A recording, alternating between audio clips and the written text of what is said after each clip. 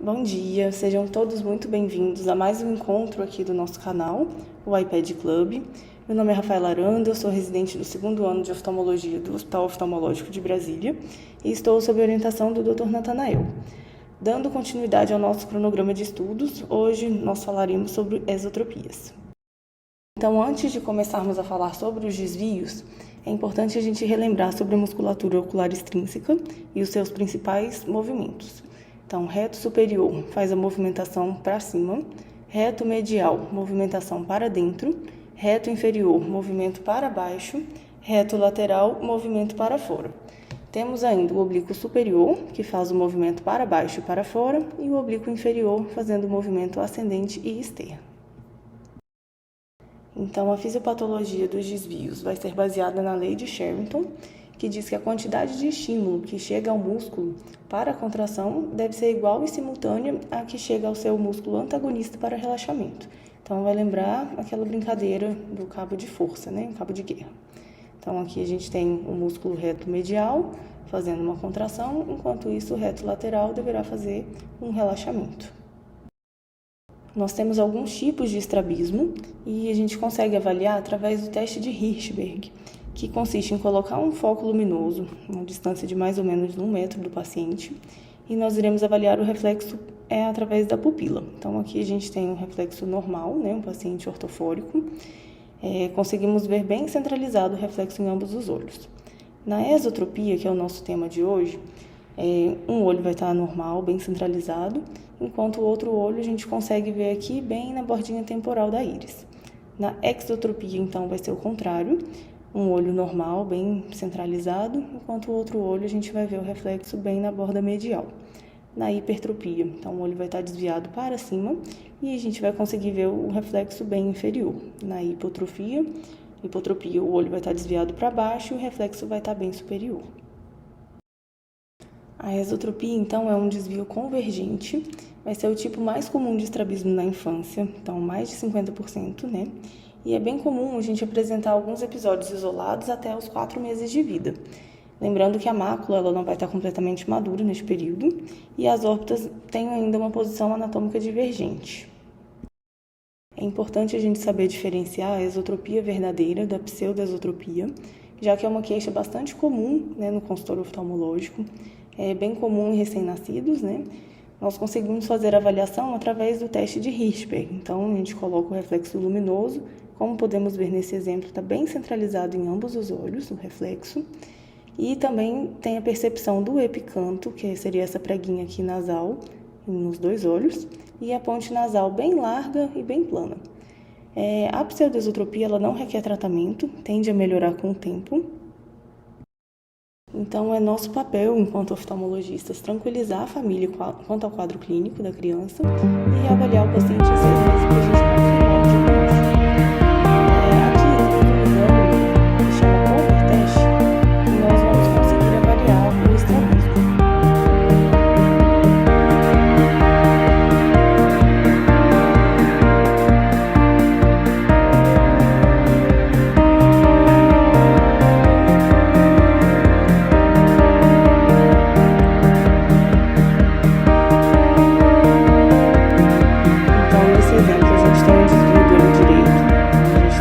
O olho esquerdo e conseguimos ver o desvio do olho direito. Se o olho direito se mexer, vai confirmar que ele estava desviado.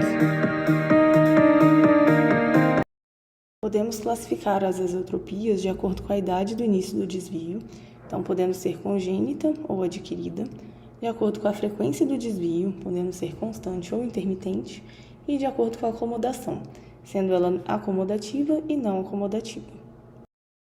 A esotropia congênita, ou também chamada de esotropia de início precoce ou ainda essencialmente infantil, é a forma de estrabismo mais frequente na infância. Os principais fatores de risco do seu desenvolvimento são a história familiar positiva e a prematuridade. Idiopática, a gente ainda não conhece a base genética do desvio e ela é aquela desenvolvida a partir dos 6 meses. Lembrando, então, né, como eu havia falado anteriormente, que até os 4 meses esses episódios infrequentes de convergência eles são normais, né? Devido à imaturidade da mácula, o que dificulta, né, a fixação dos objetos. ela geralmente não está ligada a nenhum tipo de doença sistêmica e não causa limitação dos movimentos oculares. O ângulo do desvio ele costuma ser grande, então acima de 30 dioptrias prismáticas, e ele é estável. A refração costuma ser normal para a idade, então mais ou menos uma hipermetropia de 1,5, né, uma hipermetropia leve ou até mesmo ausente. Aqui nós temos um vídeo, né, que conseguimos ver a medida através dos prismas. Então, fazendo o cover, conseguimos ver o desvio de ambos os olhos.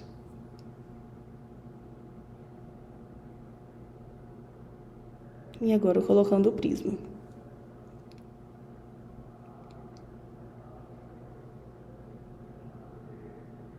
Então, à medida que vai aumentando, né, a quantidade de dioptrias, esse desvio ele vai estabilizando.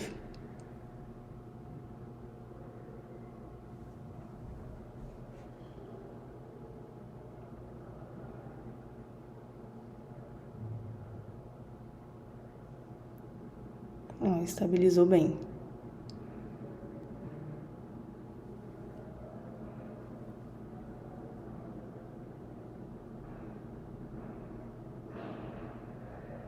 Certo?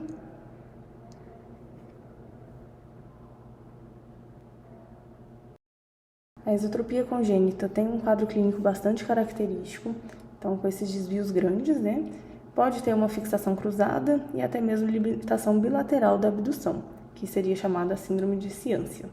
Ainda temos algumas outras características, então podendo ter nistagmo horizontal, tanto latente quanto latente manifesto. Pode ter desvio vertical dissociado, né, o DVD, que ele pode se desenvolver em até 80% dos casos das crianças até 3 anos de idade. A ambliopia ela é incomum na esotropia congênita, mas ela pode estar presente naqueles pacientes que não têm a fixação cruzada. E pode ter também uma hiperfunção do músculo oblíquo inferior. A fixação do olhar ela vai ser alternante em posição primária e cruzada no olhar lateral, ou seja, o olho esquerdo ao olhar para a direita e o olho direito ao olhar para a esquerda. Então aqui a gente tem um exemplo, né, de fixação cruzada. Na primeira imagem, a fixação esquerda ao olhar para a direita, né? E na imagem B, fixação direita ao olhar para a esquerda. A esotropia congênita ela pode fazer diagnóstico diferencial, então, com a paralisia bilateral do sexto par. Então, o paciente ele vai ter uma dificuldade, né, de fazer uma abdução bilateral. Como que a gente faz essa diferenciação, né? Temos algumas manobras. Então, a manobra da cabeça de boneca. Então, o paciente aqui em posição central, ele vai ter a resposta normal, né? Então, quando a gente vira a cabeça para a esquerda, o olho a gente vai conseguir ver totalmente para a direita. Enquanto aqui, quando desvia a cabeça para a direita, os olhos vão ficar aqui, então, para a esquerda. Tem também o teste de oclusão monocular. Então, aqui está a criança, né, com o desvio.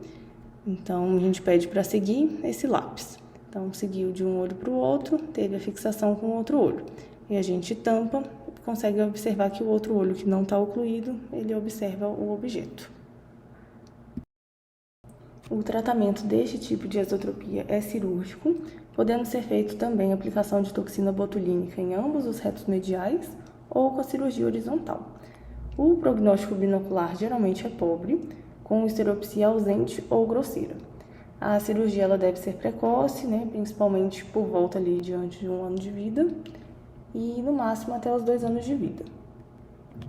Lembrando que a gente deve corrigir a ambliopia e os erros de refração quando presentes, primeiramente.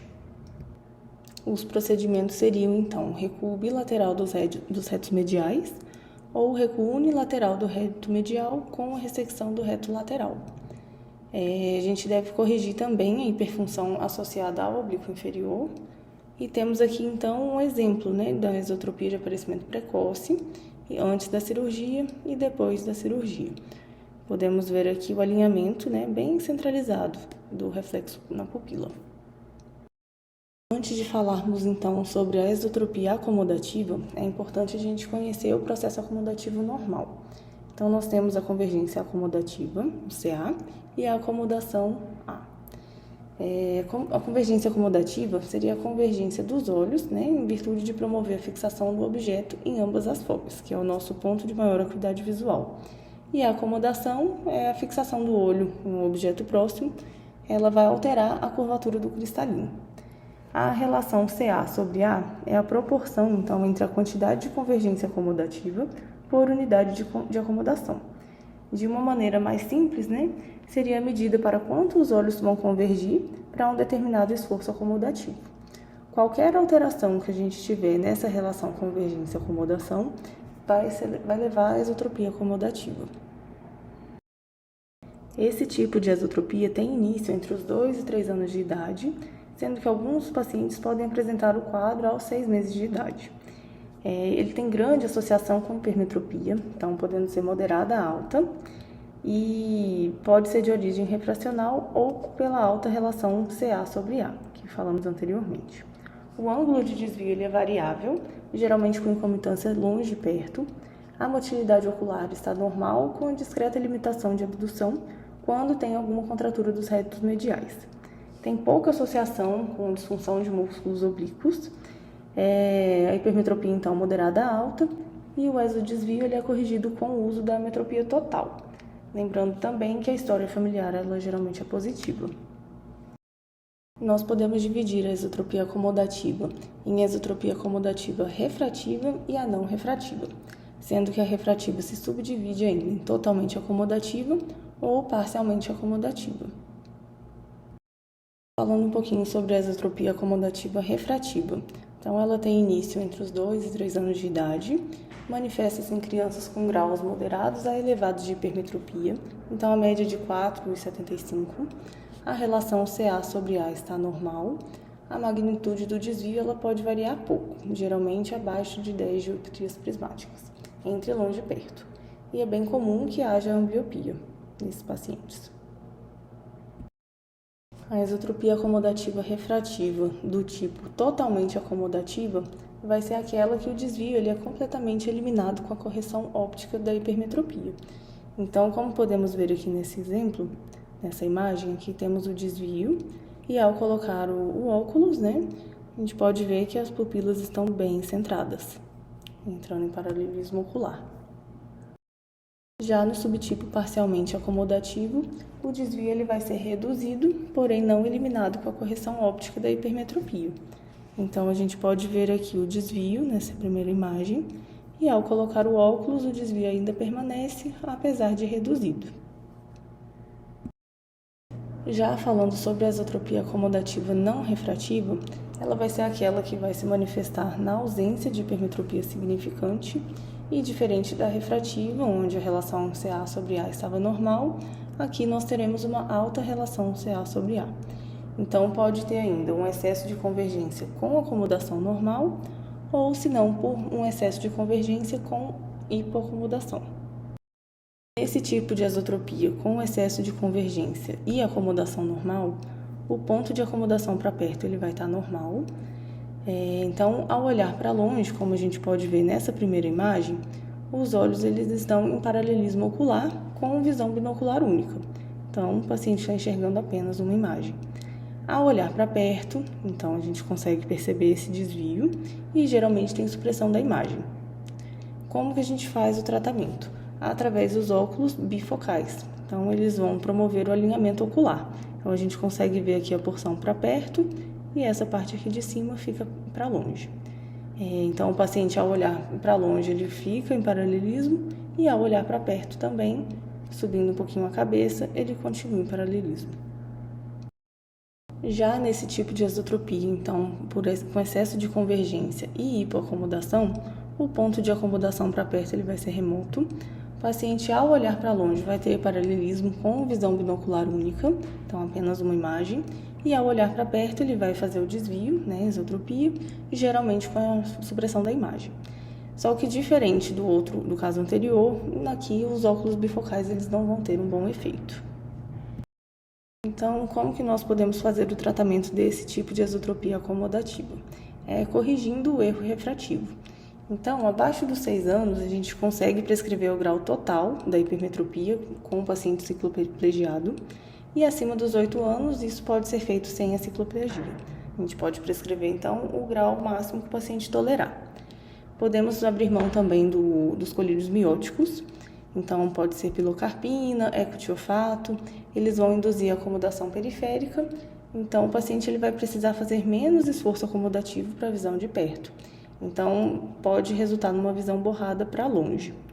Devemos tratar a ambliopia, como do presente, e a cirurgia ela pode ser feita através do retrocesso de um ou dois músculos retos mediais. Então, dessa forma, a gente vai reduzir a relação CA sobre A. Entrando agora na microtropia, a microtropia vai ser um tipo de estrabismo de pequeno ângulo, onde o desvio vai ser de até 8 dioptrias prismáticas, sendo que pode ser tanto na horizontal quanto na vertical. Podemos ter também exodesvios e os exodesvios, lembrando que os exodesvios eles são mais comuns. Podem ser primários, né? Então aqueles idiopáticos que a gente não sabe a causa, ou secundários, por exemplo, o desvio residual após uma cirurgia de estrabismo infantil. Então, as principais características da microtropia são a esotropia menor do que as 8 dioptrias prismáticas. Nesse tipo de paciente, as luções estarão normais, então o paciente consegue fazer toda a movimentação ocular. A visão binocular ela é subnormal, com estereopsia grosseira, pode ter emergência fusional e ambliopia com fixação excêntrica no olho não fixador. Geralmente também a história familiar é positiva nesse tipo de paciente. O tratamento desse tipo de esotropia vai ser através da correção da anisometropia e podemos abrir mão também de tampões, né? Então a gente pode fazer a oclusão ocular para tratar a ambliopia. Entrando agora em alguns outros tipos de esotropias menos frequentes, nós podemos citar aquela associada à alta miopia. Então, vai ser um tipo de esotropia de início lento, progressivo, até atingir um grande ângulo de desvio. Ela geralmente está ligada ao aumento do globo ocular e à presença de estafiloma. Lembrando um pouquinho da anatomia, né, do olho, a gente pode falar que a parte temporal superior é o único quadrante do globo que não é envolto por músculos oblíquos. Então, isso favorece a ocorrência de estafilomas nessa região. Então, a presença desse estafiloma na região temporal superior pode levar a um deslocamento do músculo reto superior para nasal e o músculo reto lateral para inferior. Com isso, o paciente ele evolui com hipotropia e esotropia desse olho acometido. Então, a gente pode observar também uma acentuada limitação da abdução dos olhos, né? Semelhante àquela que acontece na paralisia do sexto par. O tratamento dessa condição é cirúrgico, então a gente pode fazer aplicatura dos retos superior e lateral, e tem várias técnicas cirúrgicas descritas. A gente pode citar Yamada e Yokoyama, e elas podem ser associadas ou não ao retrocesso do reto medial do olho acometido. Essas técnicas elas visam reposicionar os músculos acometidos, né, tentando normalizar então seus arcos de contato. Falando agora sobre a esotropia cíclica, é um tipo de esotropia de forma bem rara, a causa é desconhecida, geralmente acomete pacientes entre os 2 e 6 anos de idade. Ela é caracterizada por alguns períodos de desvio manifesto, seguido por período de paralelismo ocular. Esses períodos eles se alternam, né? Então pode ter duração entre 24 até 96 horas. E geralmente a esotropia ela vai de 30 até 50 dioptrias prismáticas. Lembrando que ela não tem relação nenhuma com fadiga, quebra de fusão ou acomodação. O tratamento dessa condição ele é cirúrgico e o planejamento ele deve ser durante a fase de tropia. Costuma ter bons resultados. Aqui nessa imagem a gente pode ver então um paciente com essa esotropia cíclica no intervalo de 48 horas. Então ele alterna entre ortoforia e a visão binocular. Podemos citar também a esotropia adquirida do adulto. Então, antes de mais nada, né, para qualquer estrabismo súbito, a gente precisa antes afastar causas neurológicas. Diante de uma investigação neurológica negativa, a gente pode classificar em 2 tipos. Tipo Bielchowski e tipo Franceschetti. Na esotropia do adulto do tipo Bielchowski, nós vamos ter então um desvio de longe maior do que o desvio de perto vai estar relacionada à alta miopia e frequentemente vai requerer o tratamento cirúrgico desse estrabismo. Já na esotropia do tipo Franceschetti, o desvio ele vai ser comitante e ele ocorre após a oclusão temporária de um dos olhos, tendo a quebra de fusão, e isso sugere uma foria descompensada. O desvio ele vai ser comitante, e com frequência ele também vai requerer tratamento cirúrgico desse estrabismo. E podemos citar ainda a esotropia do tipo sensorial, que é aquela que ocorre como consequência da perda visual de algum dos olhos. Ela é mais comum em crianças menores de 5 anos, provavelmente pelo maior tônus de acomodação, o que leva à convergência, e nos adultos o mais comum vai ser a exotropia sensorial, devido à perda dessa convergência tônica.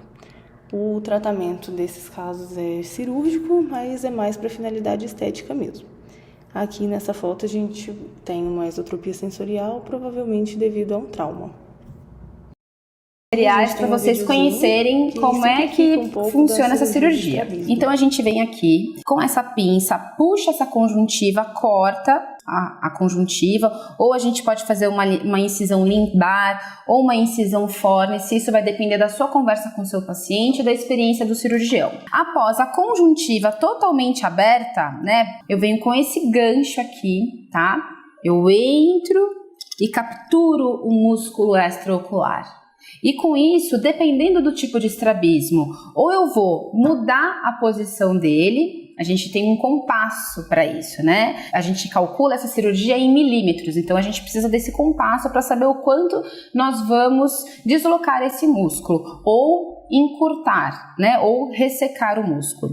Então, por exemplo, eu venho aqui com o gancho, capturei o músculo, venho com um fio de sutura, passo pelo músculo esse fio de sutura.